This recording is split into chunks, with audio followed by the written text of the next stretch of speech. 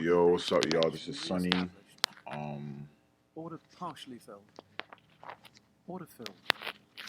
I'm making this video to explain how I performed today, but not only that, I want to go into details of what I've been learning this week and last week. But the simple mistake that I've been dealing with is um, the main moral of this video also is to explain how I should wait for the 945 dip and rip every single time. Um, I should I should um I should wait for the 945 dip and rip. Sometimes I see stocks go up a few minutes, like 938, 940, 943, um, for a dip and rip, but mainly it's 945. And I'm still battling with understanding, okay, which stocks are just going to spike right out the gate, and which ones aren't. Majority of them don't spike right out the gate, and others do. Um, uh, and I've been trading stocks and going long, and um, majority of them don't spike right out the gate, but there's some that do. And I'm just trying to figure out which one it is because I'm looking for a when I'm trading and I'm going long now. I'm looking for a really low flow with great news that's just gonna squeeze. Every morning I wake up looking for that. I've been waking up at 7 a.m. and just looking for any stocks that are really low flow that possibly is going to squeeze. Today I thought that was the day, but this stock here, CNTX, wasn't. Um, Also, in the stocks that I talk about, I'm going to talk about two stocks for 2 different days. Um, it shows how I really should wait for the 945, and that um, you know I'm so anxious and waiting for stocks to squeeze that I end up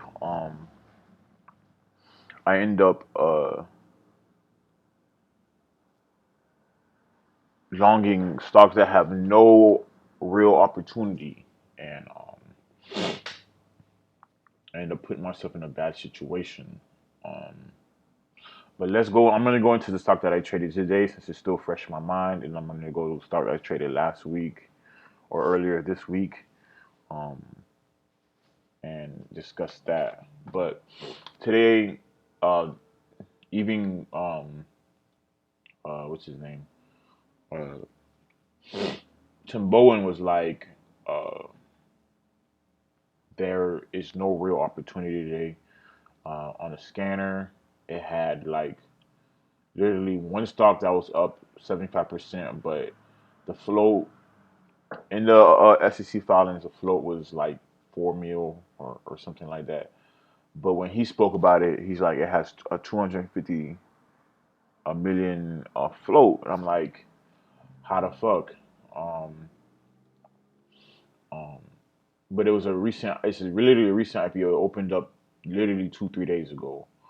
Um, and I was thinking about going long on it, but uh, around here somewhere. And yes, it perked up, but market open just came crashing down. Glad I didn't trade it, because the Yahoo Finance was telling me like 4 mil or something like that, but it really didn't have anything. Um, and the SEC filing was not no information at all, so I kind of like held back because it said yeah, I remember now, it was invalid or not available, so I didn't really know the flow. With the outstanding was 80 million, and I still wasn't comfortable. So recent IPO, for the past 2 days, it's been spiking and getting sold into. So I'm like, don't want to trade that. So I saw this stock. I'm just looking through all the stocks on my scanner. Saw this one. CNTX. I looked at the news. I make sure I look at the news now and look at the date of the news. No news here. Then I also looked at the SEC filings. No news. Notice that there was a 424B. Um, had a 5 million share offering that they're going to be dumping, and it's currently active and ready to be dumped. Um, but before I looked at that, I also looked at the float.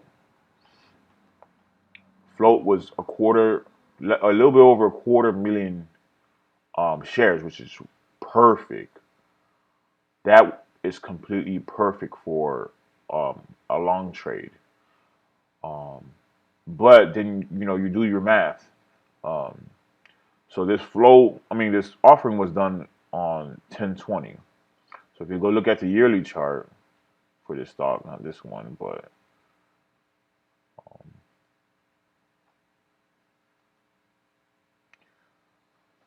this is a few little tricks that I learned to use now that I'm going long, and I still need to study more. But if you look at the yearly chart, which isn't much because this is also a recent IPO, this is, literally the stock opened up back in June 21st. October 21st, and the offering was October 20th. So, um, yeah. So before the stock became an IPO, they had an offering just before, and I didn't know they can do this. So that's probably why OP is dumping as well, because whenever you have a IPO, it's an offering. They're dumping shares, but and they're going to be dumping shares. But I didn't know they can do all this stuff before. This is just extra information. But they did the IPO on. They had it active as well. They dumped some. If you see these little wicks, these little white lines here on top of these candlesticks, they're dumping. It's rising up to a really high point, and then they're dumping, and it closes here. So it opens here, probably dumps some here, then pushes up, dumps some here, and closes right here at the top of this candle. Same thing here, same thing here, same thing here. And you can see that they were dumping shares. So going into today, I'm like, okay, they have an offering. They've been dumping since they opened, and then they're still dumping here. Now that the stock is uptrending, they're still dumping every single day. But today it's a fourth green day. It's the fourth green day, and they're still reaching highs every single day. Um, so I saw that, and I'm just like, okay, um, not the kind of stock I want to trade. Uh, Not the opportunity that I'm looking for. Honestly, it was the only stock that looked good for me today. But I got influenced by this imagination idea of, okay, I've seen stocks spike straight up, dump all pre-market, and then squeeze because they're so low, they're right at support. So they'll squeeze pre-market, dump the whole entire pre-market back down to its lows, and then right after that, it would just go straight up and squeeze. What's his name? Uh, this guy, Matt. Uh, Matt Monaco. He did a video. He recorded a live video talking about it too. Not talking about it, but he had traded stock just like this.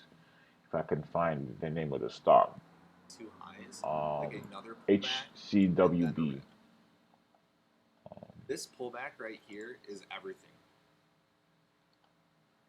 and I'll show you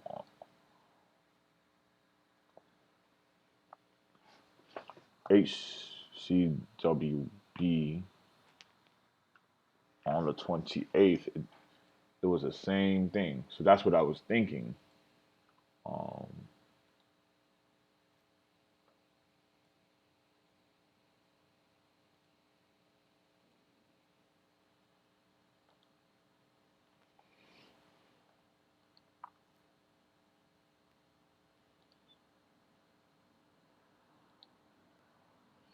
if I can get it to go all the way back to that day. Um,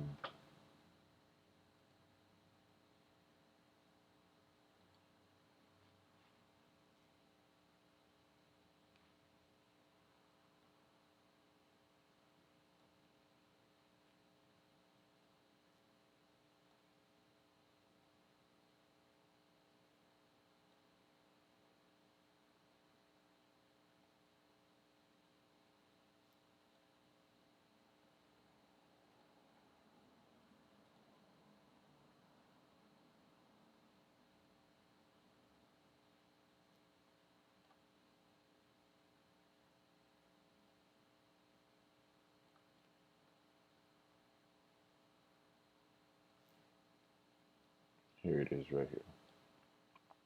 I wonder if it will show pre market. So, where's the day? Where's the day?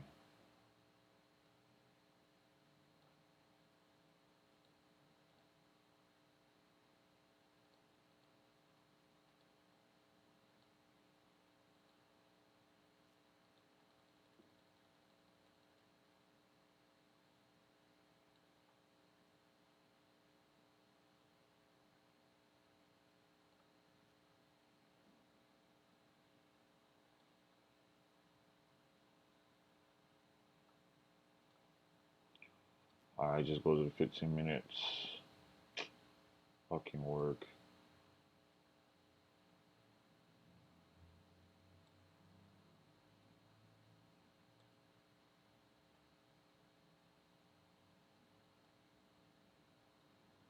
All right, so fuck it. So this day, I've noticed, I've been noticing this trend where stocks will squeeze pre-market, fade for the rest of the pre-market. The market open, it will just bounce. Um, I've just been noticing this, and that's what happened here.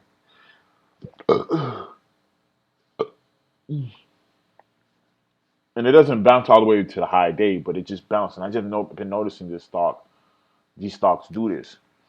So when I saw CNTX, it was doing the same thing, just faded, and as soon as market opened, bounced, and that's what happened. So let me go back to CNTX,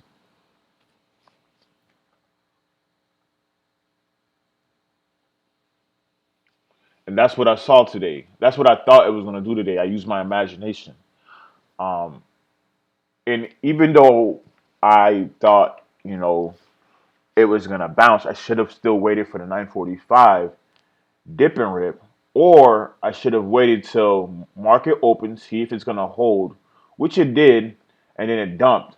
But after I seen this spike and then dump, that should have been a sign for me to either get out or get in at these lower points with small size. I got in right here, and it says 400, but it's really 1,000. I got in right here with 1,000 shares. What I should have done is, if I really like was convinced that it was gonna squeeze right out the gate, I should have went in with 500 here, before market open or at market open. And if I see that it's squeezing, truly squeezing, I should add. But um, cut at my entry or lower day. Um, and if I had just gotten small here or here, I should have waited for it to confirm that it was going to squeeze and then add, or I should have just gotten small here. It starts to pull back. I wait for 945, see what it's going to do at 945. And then in this case, it kept pushing up. I'm in small, so even if it goes down, I'm not losing too much. And then 945 is showing some support here and here. I add, and I go in for a dipper rip, and that's what I should have done. But instead, I just went in full size, got in, and was down over $500, and got lucky that it dipped and ripped. And I was going through an emotional roller coaster. Um, when I should have just been chilling the whole time. Um, and that's my flaw in this trade. I saw that it kept getting sold into right here. It was just getting sold into, especially right here. It got sold into, and it was like a quarter million shares being sold into. The value was like quarter million, and I'm seeing this perk up, and I'm like, the only way this is gonna perk up is with volume.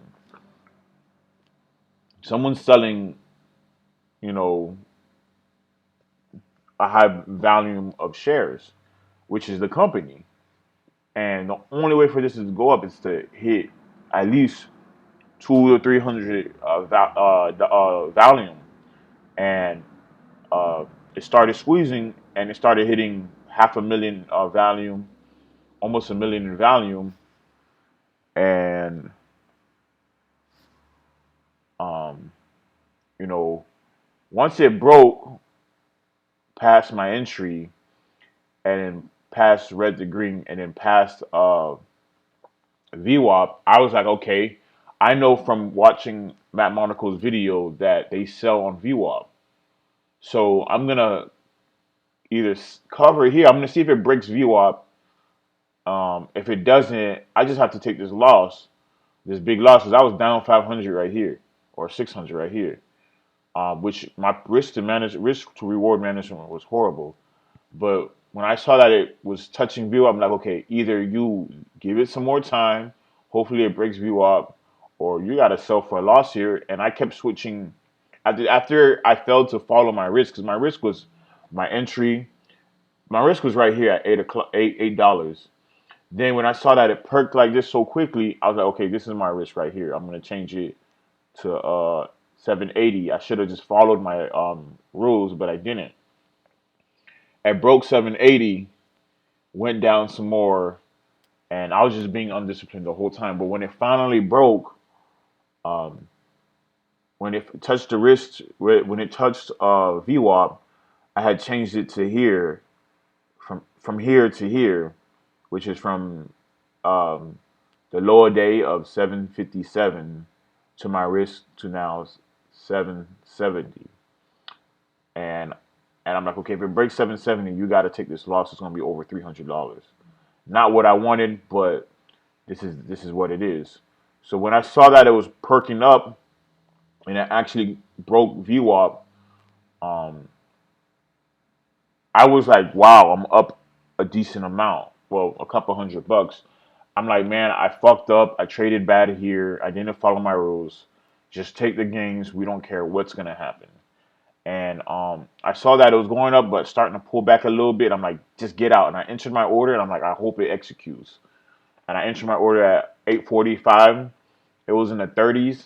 Um, it was at eight. It was in the 830s.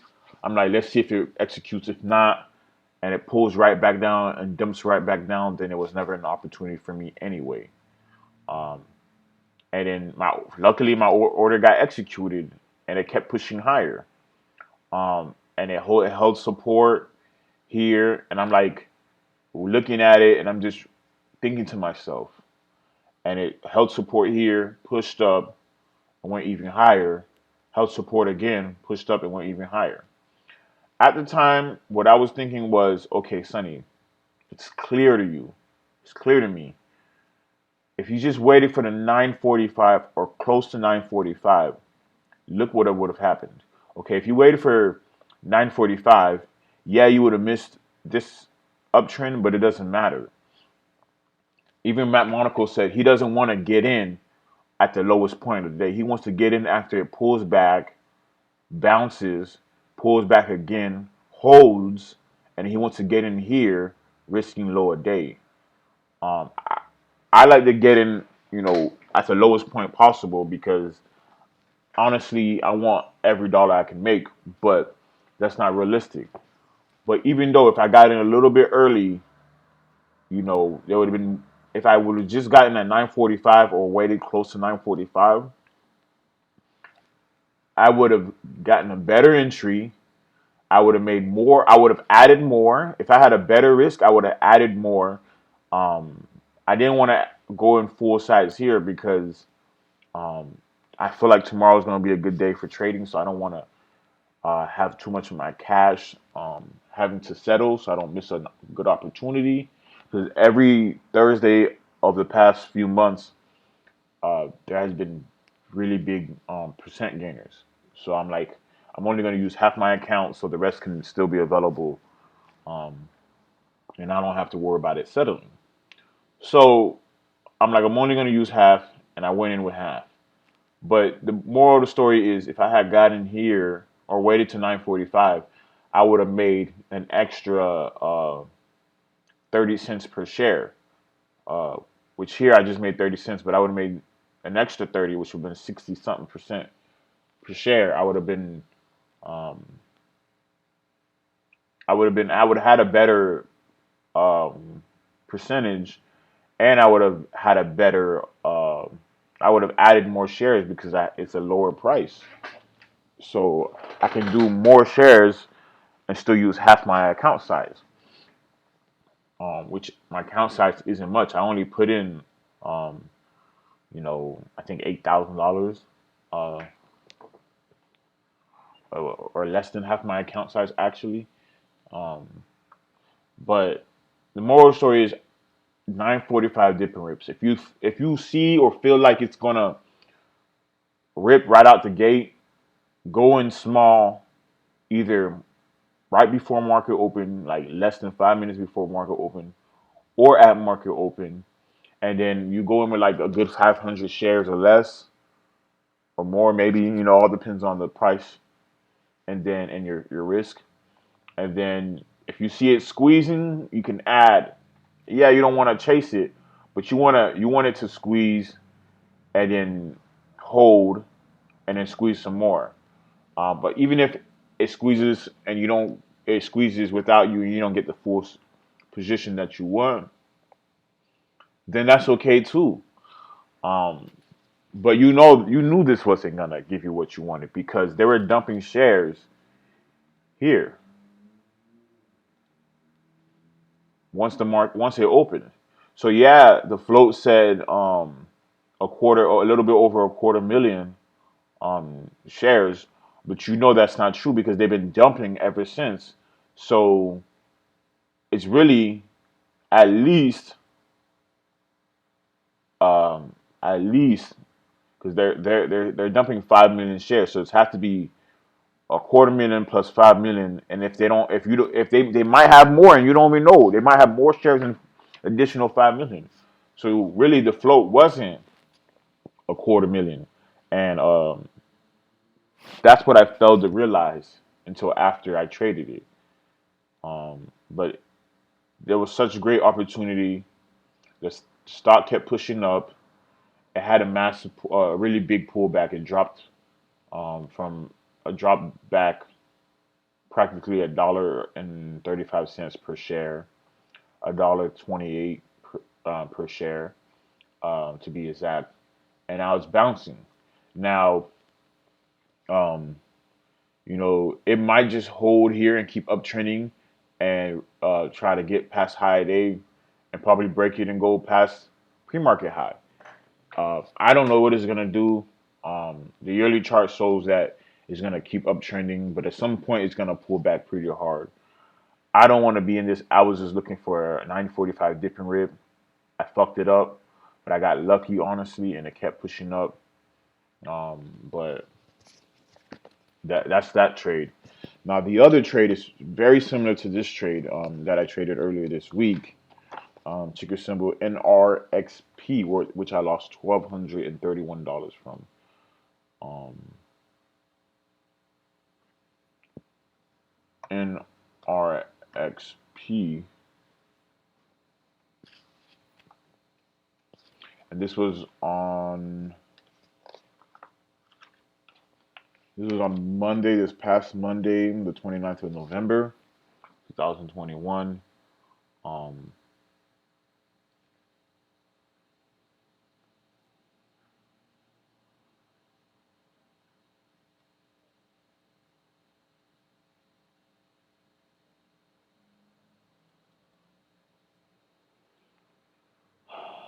let me see.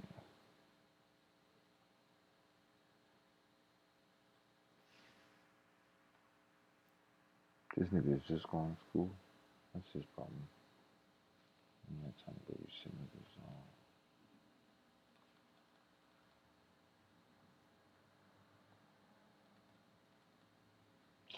Excuse me.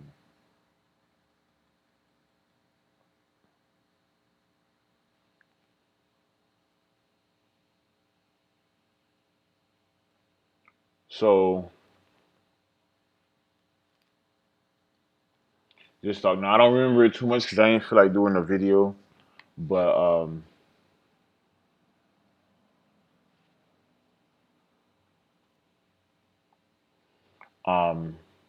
here I failed.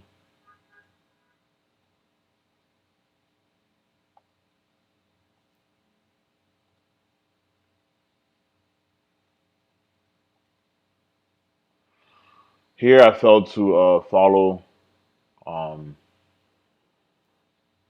the 945 dip and rip rule. It was uptrending all pre-market. Then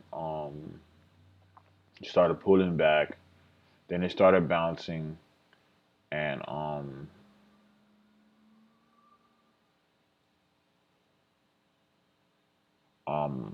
I saw that okay, it pulled back. Then it was perking up, and I chased it. But not only did I chase it, I went in with such big size. It was only like it was like the like I told you, I see stocks, and I don't remember it too much, but I see stocks sometimes at 938, 940, they will bounce, but not really. Um, and I got in, and I remember telling myself, okay, it's not 945, get in small. And I got in small the first entry. Then it started perking up, and I'm like, okay, this is gonna leave without me. He's about to break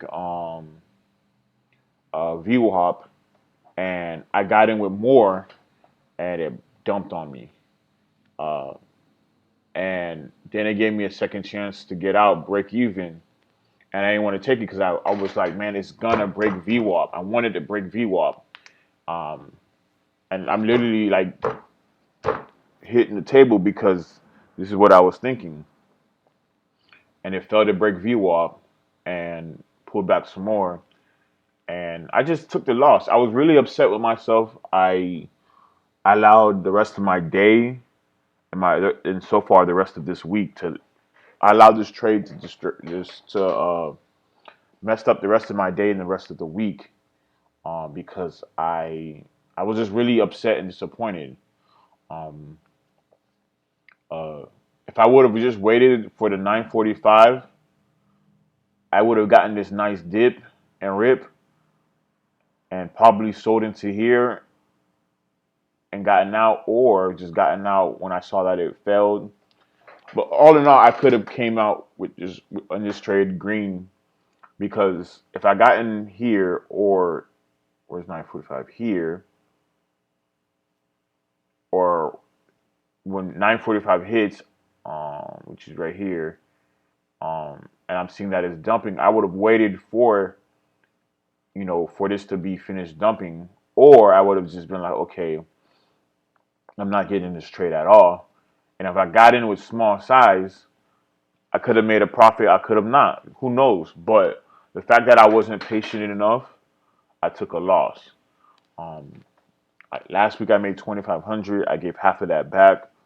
Um, and now I got some of it back, so I'm only down like $1,000 this week, um, which is bad because these other traders, like my Monaco, he's trading with thousands of dollars, way bigger than my size, and his cutting losses skills are really good, and he's using more size than me, and he's losing less than me.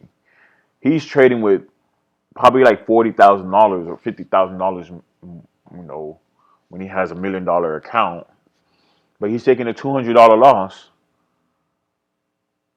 and I'm trading with 16,000, 20,000. I'm not even trading half the amount of size he is, and he's losing 200, and I'm losing 1,000. Makes no sense. And so I need to be more disciplined in my cut and losses. And I think what's going to really help me is trading small until I get more discipline. But what's bothering me the most is I just want to get back over PDT, and I want to make, I want to make another 10 G's to point my account is like 35K. And then after that, I want to keep growing it so that I can start living off my trading funds, which really isn't the smartest thing to live off your trading funds that early. But um, I just want to be successful and I want to be great. But I missed I missed a good opportunity here. But not only that, this trade wasn't good at all because it just faded all day and just faded all day. It was a bad opportunity. Excuse me. Um, Even if it bounced by the end of the day, fuck that. There was no real opportunity for me, and I shouldn't have been trading this. But those are the two trades for the day. I feel like I had something else I needed to talk about, but the goal is to really trade smaller and not worry about the money and be more disciplined. Yes, I wish my other investments would just spike up already so that um, I can kind of like know that at least I'm financially somewhat good, but I don't control that. So it is what it is. But um, I'm done trading for the day. I gotta study for a little bit. I've been slacking on studying, but I told myself watch one video per day. That will help you build back the momentum and consistency of studying. So um, I'm gonna watch a video and get back to it. But this is it. This is my life, and I know I'm more than this, but I don't want to be like the average Joe. I want to be better than that. So um, I literally just made someone half of someone's paycheck or percentage of someone's paycheck in 30 minutes and today and um,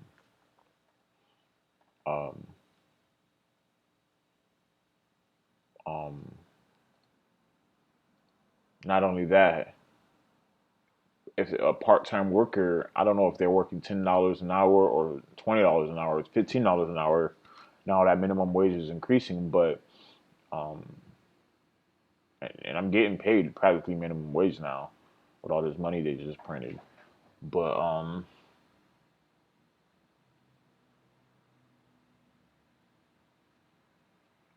I just made a decent amount. Yeah, this is more than more than 75% of my rent. You know, uh, so it's like I have to be grateful for these small gains. I'm really blessed in a position where I don't have to pay as much in rent. So the fact that I made this much in like 30 minutes says a lot. More like 20 minutes, 21 minutes.